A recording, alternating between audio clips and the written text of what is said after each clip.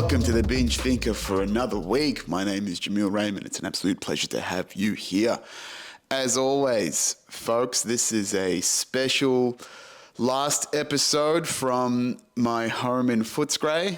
I don't know if you can hear that, but just talking now, there is a bit of an echo in here because my place is pretty fucking empty. Over the last week, I've absolutely torn the guts out of my house. I have given away lots of things, sold other stuff, only kept a handful of possessions. It's been a pretty tough week, man. Stressful as fuck. I'm not going to deny it. It has been heavy.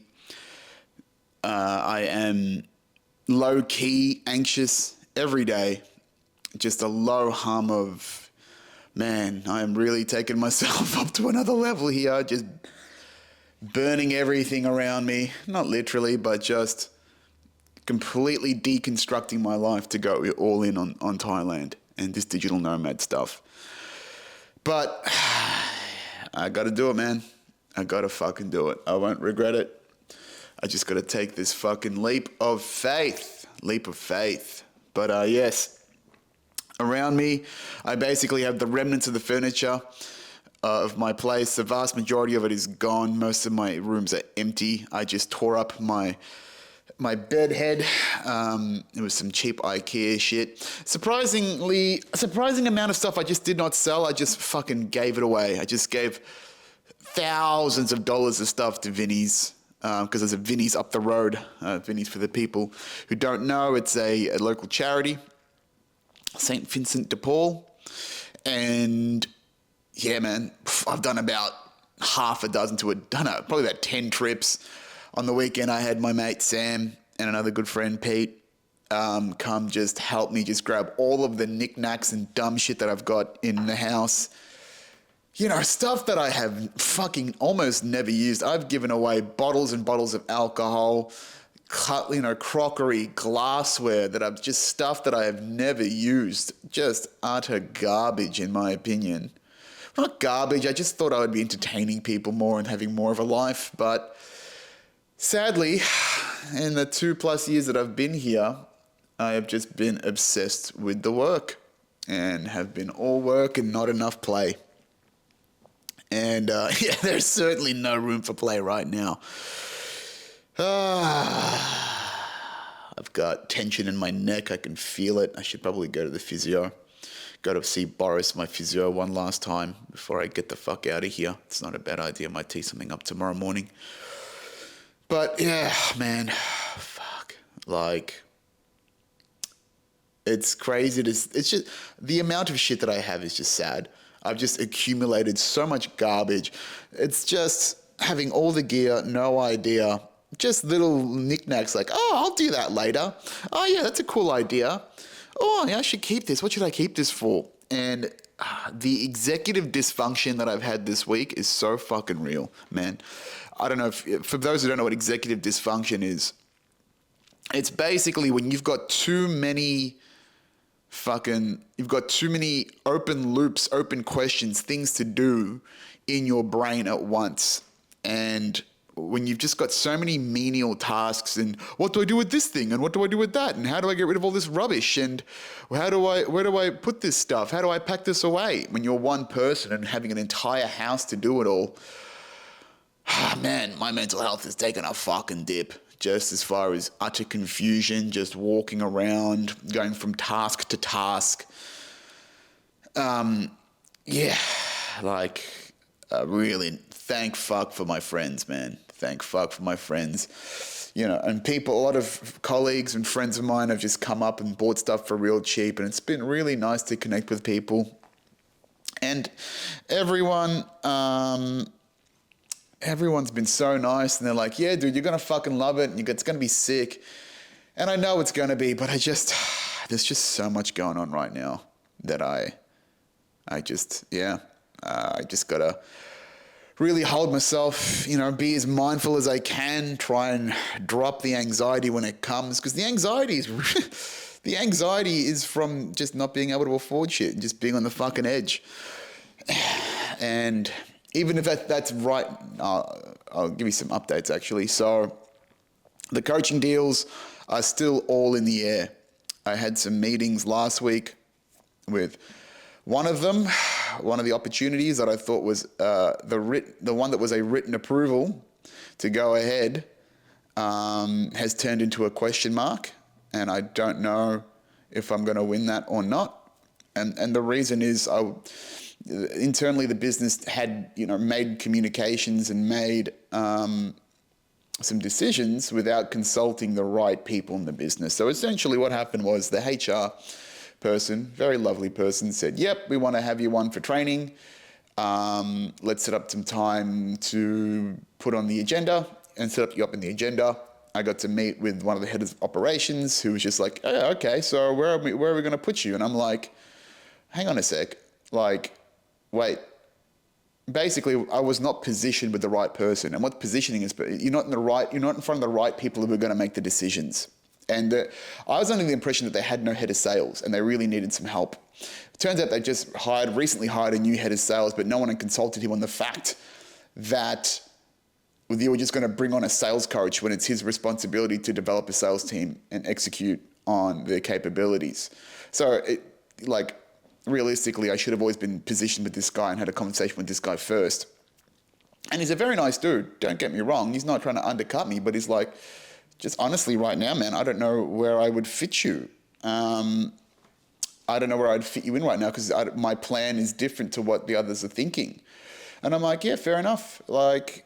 I understand where you are as a business. I'm here to offer value. If I can't do that, it's no big deal. Maybe now's not the right time. Maybe it's a couple of months, and that's totally fine. But they need to have a conversation about where I fit in the business because the decision makers inside their decision-making process is a little bit hairy right now, and I'm sort of stuck in between one part of the business, which is technically backed by the CEO, so I hope he overrides. It's a bit selfishly. I hope he overrides. I'm like, nope, I want this guy in the business, versus the head of sales who's newer in the business and still figuring out his plan. So, again, it's not as, this is the game of sales. It is what it is. I'll find it. They said, look, very nice people. They'll come back. They said they'll get back to me this week to see whether I'm joining them in Sydney or not. Because realistically, there's no point. They asked me to stay for 3 days, and I'm like, cool. Book me for 3 days. That's lovely, but there's no point if I'm there for 3 days. I'm only presenting on the third day. There's no point me having me there for the first 2 days. Unless you want me to be a coach and a resource in the business to provide long-term value. So it's either you guys need to define what my role is in the business. Am I going to be the fluffy cheerleader guy who's just going to come in and, I can put a great presentation together and keep things engaging and, I can do that. That's not a problem at all. But in your business, is that the best thing that you guys really need right now? Right? Because by the time they're flying people from all around the world right now, and I've been to many sales kickoffs. Well, not many. I've been to a couple, 2 or 3 now. And with any sales kickoff, it's mostly there to socialize and get a good personal connection.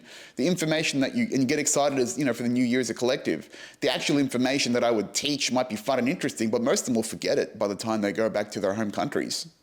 And none of the tips or none of the skills, things that I offer will be of any value. They need to get lasting structure into that business. So, yeah, it's just a matter of maybe I get disqualified out because now it's not the right time, or maybe I've just push that opportunity out to further down the line because I'm not a good fit for the business yet. So that's one of them. A second opportunity, which is another big one, looking good, but not able to give me an answer for another couple of weeks. They're doing their own sales kickoffs and trying to see how their sales years are going. And basically they need to get budgetary approval from all of the sales directors in the different regions to pay for my costs. So that one's a pretty good one. I like where I'm going with that. I actually had someone from their team, one of their sales reps, reach out on LinkedIn and say, hey, I really love your content, really think it's really cool. And I was like, awesome, mate, really appreciate it. Just so you know, I could potentially be brought on as a coach. So if you really want me to come help you out, put in a good word. And he's like, yep, we'll do that. So I'm like, fuck yeah. Got myself a little internal champion. And then the third big op, which is not so big, it's 5K a month, but lesser of ops, which with a good friend of mine, still in the air. He's had health problems, so I'm not going to push it. He's a friend first. I'm just happy for the opportunity. You can't, again, it's so funny to be on the line for my sales opportunities, because it's so funny to be back full circle in a way, because I haven't felt this level of anxiety in sales in quite some time.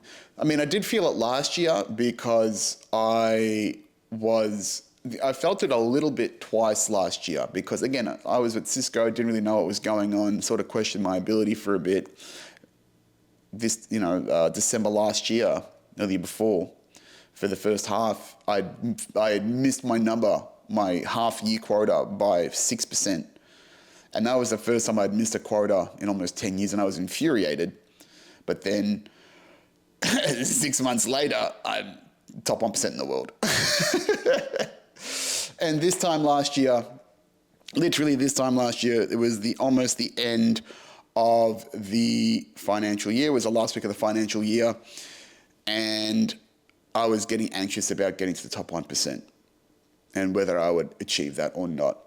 So, yeah, these are the pressure time. These are the pressure situations. But with this pressure, it's like I never used to feel this pressure because it was so easy. And I also wasn't on the line. It would take a lot for me to be on the line as far as your performance is being challenged, etc. So with that, now that I'm like, this is worse than being on a performance plan. When a performance plan is what you get when you're not performing in sales, because it's not about just losing a job, it's about losing my entire livelihood. Not to say I would give up, but it's just like, fuck, right? You got a couple of months of money left. Not even right now. Whew, I think right now, technically I'm in debt. It's getting fucking wild, man. It's getting wild. So yeah, those are still in the air. Again, any of them is a huge win. Any of them is a massive relief. So, even the 5K takes so much pressure off me. Any win right now would be absolute relief. But we must sit in the tension of the unknown and stare it down. That is the nature of this game. And in positive news, I was actually fearing my tax return, because I thought that I was going to be having to owe money in my tax return, as opposed to, getting a refund back, because I paid this is so embarrassing. I'm just going to tell you. So so I only got my commissions for my crazy sales year last year in December, so in the last financial year. So in 6.5 months of being employed in Cisco last financial year, I made $240,000. I got taxed $95,000. And basically, I have almost nothing to show for it. Now I'm just basically broke. Oh, God. I mean, I've got a business that is working and I am free. That's the whole thing, right? I've just had to sacrifice everything. But when I look at those numbers, man, I'm like, what the fuck have I done with all that money? And I've had to retrace my steps, right? As I spent $40,000 in coaching that didn't go well. I'm paying over $2,500 a month for an employee that I probably have to skim down, because the value is not there right now. It just is not there. Sorry, Ashna, I just don't think it's there. And I might have to skim it down. I'm just like, it doesn't seem right. But again, just because I have to question every dollar that's I'm being put through now. Surviving whilst I was building the business. Building the business wasn't easy. There's a fuck ton of shit that I had to buy. A lot of software, a lot of apps that chew away at my business revenue. Surviving, it cost me about $7,000-8,000 a month, maybe less, to to survive. And that's why I'm moving to Thailand. And yeah, man, it's like, where the fuck has all this money gone? Where has it gone? I have some pretty bad money wounds. I need to be a little bit more stingy. I've been a bit more stingy. Actually, that's a fucking lie. I've been back on Uber Eats for dinner most nights this week because I'm just so fucking exhausted, man. My brain is completely fried by the end of the night. And I just cannot, because there's just so much, again, dysfunction, so many things to do. Even now, I'm just still trying to finish off all these open loops and get rid of this furniture. Funnily enough, I'm selling furniture now. I've just basically got a fridge and a sofa set. I'm selling it for $400 and it was retailing for $1,600 just to get rid of it. No one's buying it. So I'm going to have to give away $1,000. I've probably given away over $10,000 worth of stuff in the last week. Well over. Yeah. Just stuff. Again, here I am thinking I'm not that flash and, not that fancy with my money. And then it's just all these toys. Clothes that I never wore. I mean, that's fair enough. That was the pandemic. That was stuff that I bought before the pandemic happened and shit like that. Just a collection of shit, man. I've just given stuff dirt cheap, give it away. I mean, it's good karma, and they're all going to friends and good people. So I'm not really mad about that, but it's just wow. I am really, truly being stripped down to absolutely nothing. I have 3 large boxes worth of stuff that I'm keeping, and most of that stuff is what I brought in to this house and really haven't changed. It's just memories. Everything else is gone. Everything else has just been given away to my cousins or sold or, people are borrowing shit.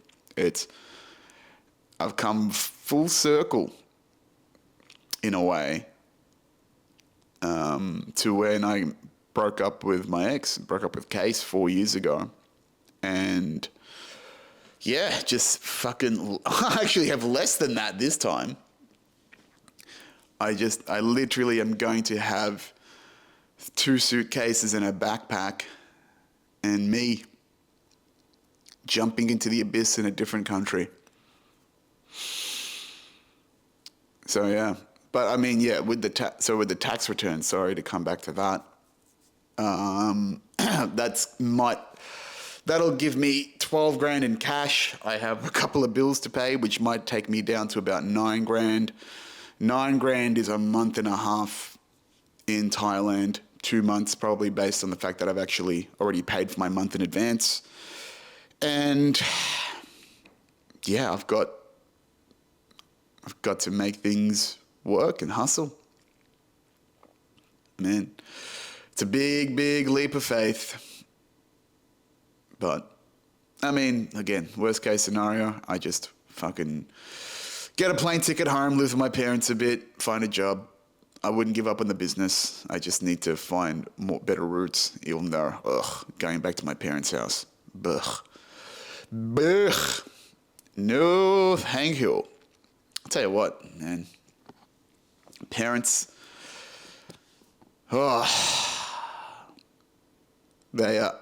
I've never felt more of the fact that they are just,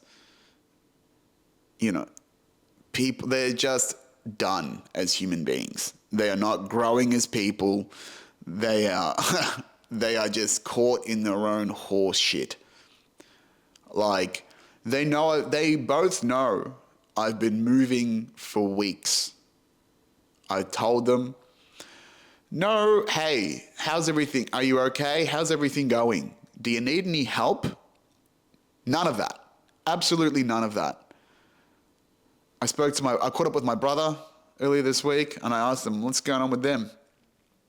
And both of them, he said, my brother's cool and we have a good relationship. And he just goes, both of them are just fucking grumpy and like, what? Why is he doing this? Why is he throwing everything away? Why is he doing it? And I get it. I understand that you have a degree of concern about me, but it's not constructive concern. It's not support in the slightest. I called my mum. She's been in the Philippines for the last 2.5 weeks. Caught up with her via phone last week. And just being bombarded with just shitty fucking questions. Where's your money? Why you have to leave? Why can't you just get it? Why can't you just stay here, get a job, and make money? And I'm just like, you don't have a fucking idea about what it takes to run a business, to live free, to try any of this shit. Okay? You have been conditioned to pursue money, conform, and don't fucking push against the walls. Plenty of fucking attitude to me as her son, but she cannot stand, she cannot fight, doesn't stick up for herself at all when it comes to management or her job. She's been on minimum wage or barely above minimum wage her entire life. And again, infuriating, asking me about money. She hasn't... Parents, huh? Triggering as fuck. And I got triggered and I was like, shut the fuck up. And I set some boundaries. I'm like, my money is none of your business. My money is none of your business. The business is none of your business. You have no idea how a business works. Just shut up. Just back off. You are not helping. And then, now, and my dad hasn't barely talked to me. All he's done is asked if I'm going to take care of the investment property and sell that because it's burning a hole in the family assets. And I said, yeah, I'm taking care of it. Completely silent. I've called him twice in the last 2 days, hasn't returned my calls. And basically, he's just he thinks that I'm just abandoning the family. And I'm like, mate, there is no fucking family here. There is no... What family? I'm abandoning you. It's really he's projecting the fact that he doesn't have anything to stand on anymore as a parent now that I'm going overseas. That's half of the reason why he's stuck around in this fucking shitty family to begin with. Anyway, this is turning into a real therapy session, but let's go. It's just so frustrating. It is fucking annoying and brutal that, how much the tables turn, and it's something that I fear of, just knowing that my parents are basically like old cream computer towers. All right, they're on Windows 95 and there is no way you're updating that software. You'll just let that thing, you'll just be running that thing into the ground from now until it absolutely carks it. And I hope they change. I hope they change for the better.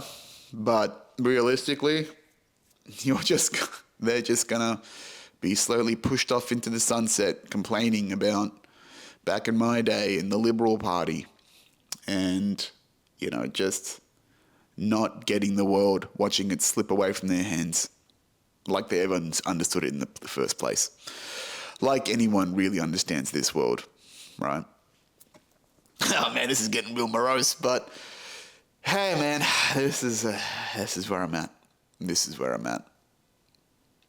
On the positive side, when I chill out, when I get to breathe, sometimes I'll watch a few Phuket YouTube videos, and then I see the beautiful view, and I see this time next week, I will be in 32-degree heat. I'll be in the sun. You better fucking believe I am going to a beach in Phuket, and I am just going to probably just scream. Just being like, oh, it took me so much to get here. And beyond that, just like Alex Jones, just like, ah! Ooh. Yeah. Just, oh man, I just have to keep pushing, keep going. I keep trying to remember that, hey man, how many fucking synchronicities have come up between now, up to this point in time, for them to just flop, immensely flop. And also, again, most of the fear that I have it's a lack of safety within myself. And that's what most anxiety is a lack of emotional safety within. So, and if you are one with the universe and you recognize that all the answers that you have are within and you have your own back, and you need to remind yourself, and I need to remind myself that I've got my own fucking back here, all right? Is that I've got my own back. The whole point of this was to build a business, just copy and paste what made me great in the corporate world and do it in the personal world. That's it. It's just that I'm just eating a bunch of dicks when it comes to running a business for the first time. Cash flow management is one of my biggest lessons. And I pray for the day where I just have so much money coming in the fucking door that I don't have to worry about cash flow management. I don't have to worry about these fucking numbers again. God damn it. But yes, I'm looking forward to being in the sun. I'm looking forward to getting to a beach and just getting in the water and just being refreshed by nature, being surrounded by interesting new people who seem to be predominantly Russian. There's a lot of Russians and Ukrainians in Thailand at the moment. And this place that I'm going to, Homa, they shoot some content sometimes. And they have some they must be Russians or something like that. And you can, there's I don't know if they're influencers, but they're just, their Instagram is just lifestyle content from Phuket. And then I saw this one Russian chick, she was pretty fucking hot. So I just gave a little profile of browse. And she was mint, but her husband,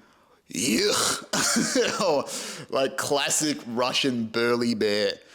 And not like an attractive bear, just like a schlubby sort of. Look, I'm sure he could fucking one punch knock me out. I'm sure he's tough as nails, but he's not a lot to look at. Just classic Eastern European, just like. I was like, Beauty and the Beast with the cash. You can tell that guy's made money. How he's made that money, I will not question for now. But yeah, man. Yeah, I think there's so much. There's going to be opportunities, and the universe will bless me in ways that I cannot even fathom right now, just like it has in the past. But it does not mean that we I have to try and learn from these cycles of suffering, right? You need cultivating self-awareness is part of that. This time last year, I was facing a similar anxiety. This time 3 years ago, I was facing a similar anxiety. Right? These cycles of suffering, we are just vacillating between peace and anxiety and peace and disturbance and sun and clouds, right? A lot of this is self-imposed. Actually, all of this is self-imposed. So I really have to just suck it up, which I am. I mean, yeah, at any point I could just pull the ripcord, but I won't. But I am looking forward to creating interesting content, repositioning towards freedom, basically trying to do what I'm doing here, just being my authentic self and talking to people, doing that on a business brand, air quotes business brand, really just me. There's this growing, burgeoning, I have to have this bravery of just being my true self on camera, to build a business and build a personal brand, to go I don't want to put this facade on you. If this has to be a business of me and I'm going to be a solopreneur, I have to be an authentic brand, because I can't try. I don't want to try to be someone, never. The entire point of life is to not try, not to be somebody else, is to self-discover and be comfortable with that and not have the tension of inauthenticity eat away at me. So, yeah, can't wait to fire some rockets and shoot content in interesting locations. There's an elephant sanctuary nearby. I might go to some nice, quaint places and shoot content there. I'm bringing my spirituality robe, my fucking shaman robe. So I'm going to do some interesting content there. There's going to be a pool. I'm just going to shoot beachside content. I've got ideas for gags and shit. Maybe I'll go to like Patong, which is like the main touristy bit, and just shoot content from there. Like, I have to remember to make this fun, man. I have to make this fun. And maybe just try and make it the most fun 2 months that I can. And, you know, just not just willingly crash the fucking thing, but just go all out. How can I dance like a fucking lunatic in the storm? How can I be the weirdo? Well, it's already pretty fucking weird that I'm going to Phuket, but there's a part of me, there's this burgeoning clown, the comedian. You know, there is going to be this, I think there's going to be an unraveling, there's definitely an evolution that's going to come within myself. There's going to be some level up that's going to come from this experience.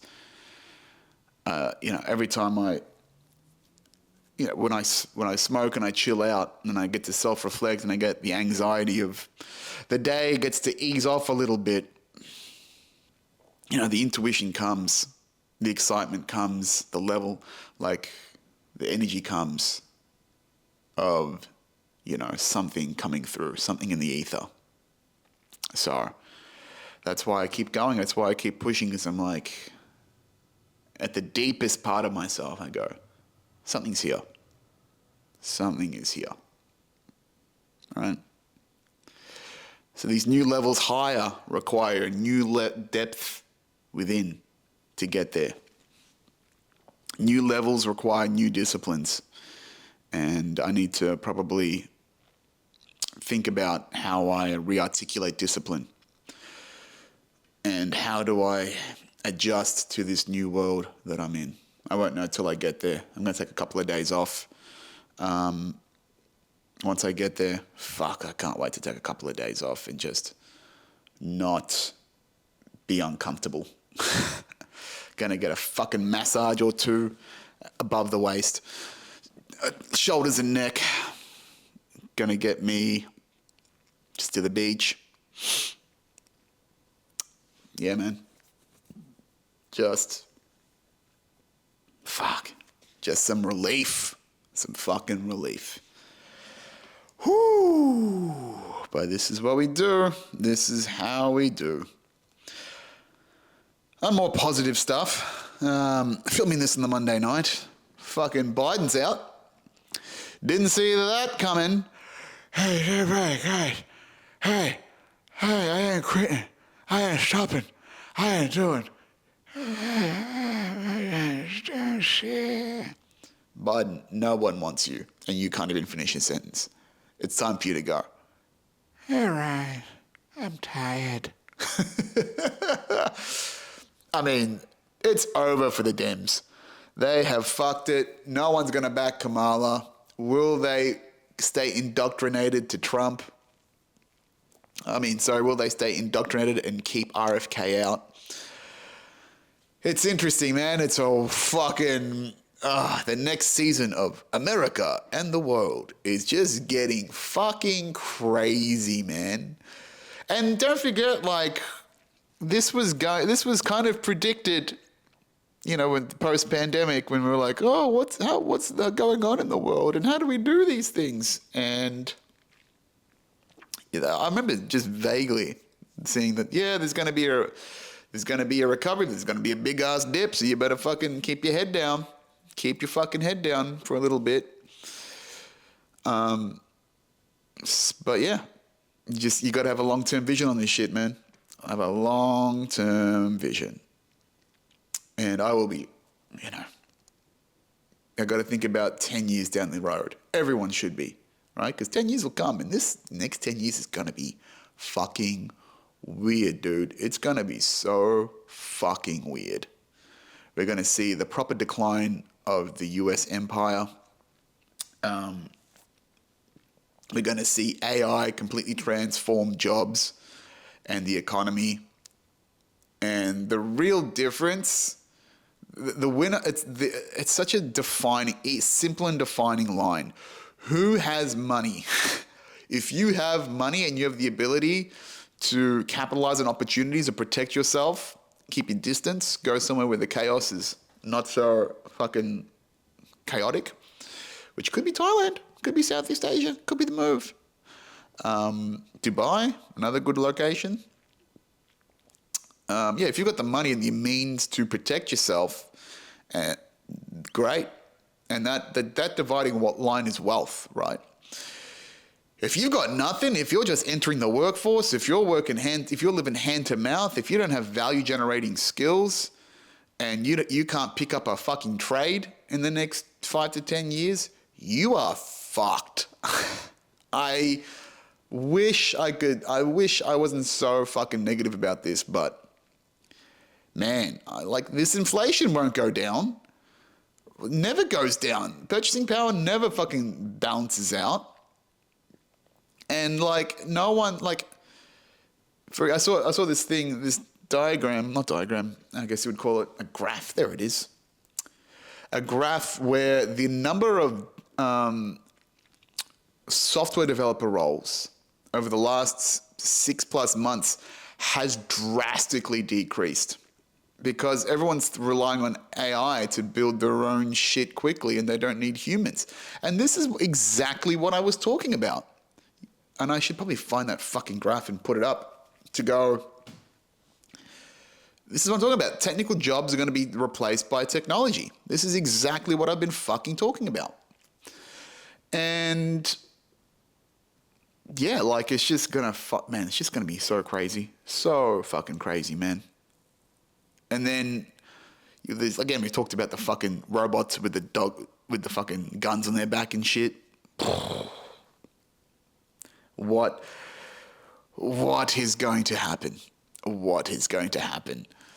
My predictions, there will certainly not be 8 billion people by the end of 2030. I think we will have reached a peak of humanity, 8 billion. Will we make 10? Maybe in long enough terms, but what is 2024? 2030? Yeah. By 2035, I think we'll have lost 1 billion people.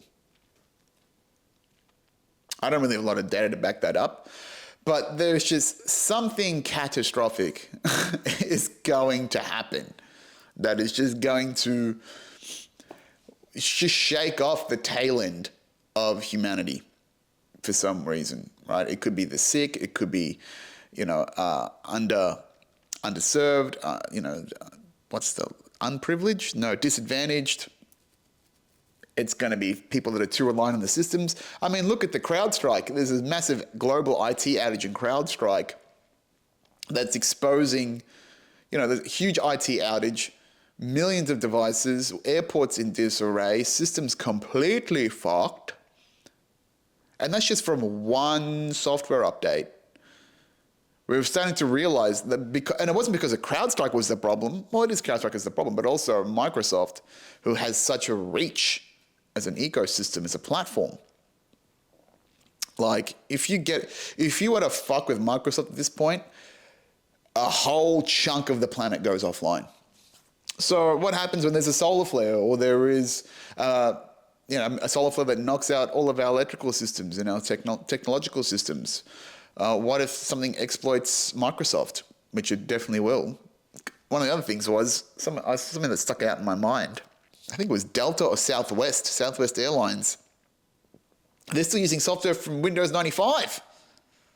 They're using a booking platform that's ancient as fuck. It's exposing all of these old technology companies that have exploits and weaknesses because it's too expensive or too complex to get off these ancient systems, because the rapid state of software development and transformational technologies is so fast that they're automatically exposed because it's an arms race now. And so these fragile ancient systems that are so prone to vulnerability, they are, just back to the animal kingdom. They're the weak animals in the pack. So they're going to be picked off pretty soon. And it's not about if, it's when. Because the human element, the biggest risk to cybersecurity is not the technology, it's the people. The technology is already smarter than us. People are using social engineering to hack people, to take credentials. Right? It's not about brute forcing things. People try that, DDoS attacks and things like that. But it's really just about convincing some fucking executive, some ancient executive that has size 96 font on their iPhone to say, hey, yeah, I'm this guy. Can you send me some money? Can you pay this invoice? And they go, yeah, sure, fine. And then, boop, there goes all the money. He's gone. So yeah, strange times. But we push on. I'm going to wrap this up in a minute, but man, it took a second earlier today. Like this place, Footscray, not just this, I wrapped up Jambo last week. That was sad, but memorable. I didn't cry, but that's because I think I had mourned so much before the fact. And I, started to get emotional before the fact for like days in advance that I was just like, I'm done. It's so fucking sad, man. I mean, Footscray's a beautiful place. It's a great community of people, minus the crackheads. This house, man, has seen me through so much, from redundancy to the wins to the losses. I've just sat here and grinded in this house for basically the entire time. It's been a sanctuary. It's been a refuge. It's been a place to grow. I've had some great times in here. Made some great connections with people. But it's time to move on. It's time to level the fuck up and, see where the next adventure takes me. I'm sure it'll be fine. But, again, so close. I am so close to getting into orbit. I'm so close I'm just in the throes of escape velocity to get into orbit to the next level. So we push on. We don't give in. We believe. We manifest. We are magnetic. We pull in. Everything is growing. Can't complain. It's just we're waiting for one or two big wins just to make themselves known. And then, the new chapter begins. But man, closing this chapter off, it's sad. It's part of the journey. Never been great at goodbyes. Never been good at it.